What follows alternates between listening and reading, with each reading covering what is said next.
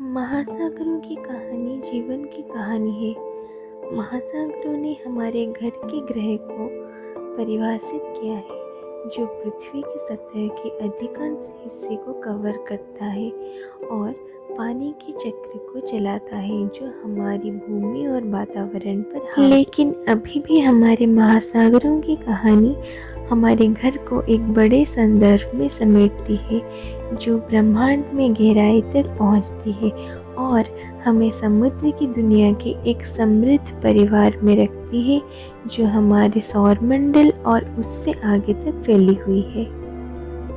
अभी ये जानने को आया है कि इस सौरमंडल के कुछ ग्रहों के चंद्रमाओं में पानी अलग अलग रूप में मौजूद है।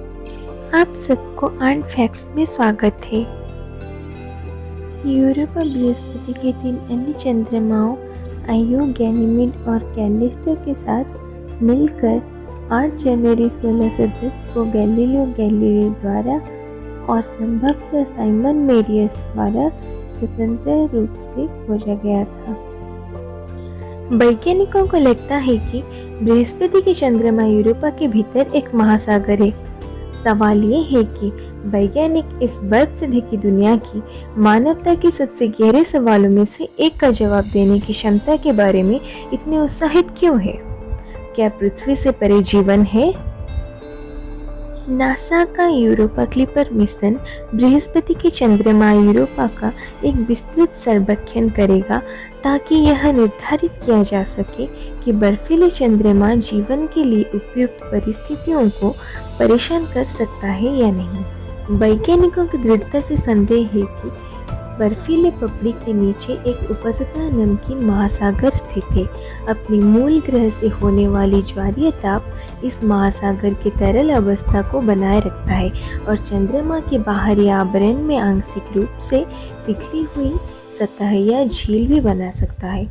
यूरोपा में विशाल गीजर भी है और वैज्ञानिकों ने चंद्रमा की सतह से ऊपर इन ढेरों से जल वाष्प का निकलने का पता लगाया है। गैनीमेड जुपिटर का एक चंद्रमा है, जो कि सन 1610 जनवरी 7 को गैलीलियो गैलीली के द्वारा किया गया था। गैनीमेड हमारे सौरमंडल में सबसे बड़ा चंद्रमा है, जिसके आकार बुध ग्रह के समान है और अपने स्वयं के चुंबकीय क्षेत्र के साथ एकमात्र चंद्रमा है। टाइटन शनि का सबसे बड़ा चंद्रमा है, जिसकी खोज सन 1665 में खगोल वैज्ञानिक क्रिस्टियन ह्यूएम्स ने किया था।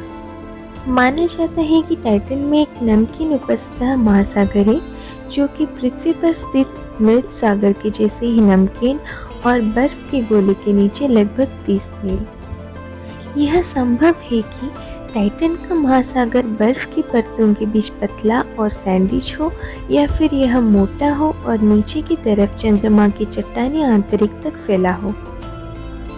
टाइटन सौरमंडल की रासायनिक जटिलता और ब्रह्मांड में जीवन की क्षमता के बारे में हमारी समझ का विस्तार कर रहा है। ड्रैगनफ्लाई मिशन, जो कि एक रोवर आकार के ड्रोन जैसे वाहन के चंद्रमा के पर्यावरण, जो कि मोटी वायुमंडल और कम सतह के गुरुत्वाकर्षण के लाभ उठाकर नमूना सामग्री और बर्फीले दुनिया के दर्जनों स्थानों में सतह की संरचना का निर्धारण करेगा। टाइटन नेपच्यून का चंद्रमा है, जो कि सन 1846 अक्टूबर 10 को विलियम लेसेल के द्वारा किया गया था। नेपच्यून का एक चांद ट्राइटन सौरमंडल में पहला स्थान था, जहां वैज्ञानिकों ने क्रायोवोल्केनोस बर्फ की ज्वालामुखी पाई, जो कि पिघली हुई चट्टान के बजाय पानी, बर्फ और अन्य जमे हुए अणुओं के ढेरों को उगलते थे। ट्राइटन पर नाइट्रोजन गैस उगलने वाली सक्रिय गीजर इस चंद्रमा को बाहरी सौरमंडल में ज्ञात सक्रिय दुनिया में से एक बनाता है। टाइटन में एक उपसतह महासागर संभव माना जाता है, लेकिन अपुष्ट है। ज्वालामुखी विशेषताएं इसकी ठंड बर्फीली सतह को चिन्हित करते हैं, पिछले ज्वार के ताप के परिणाम। आपको हमारा वीडियो अच्छा लगा हो तो वीडियो लाइक करो, मोटिवेशन के लिए सब्सक्राइब करो, and press the bell icon so you never miss any update.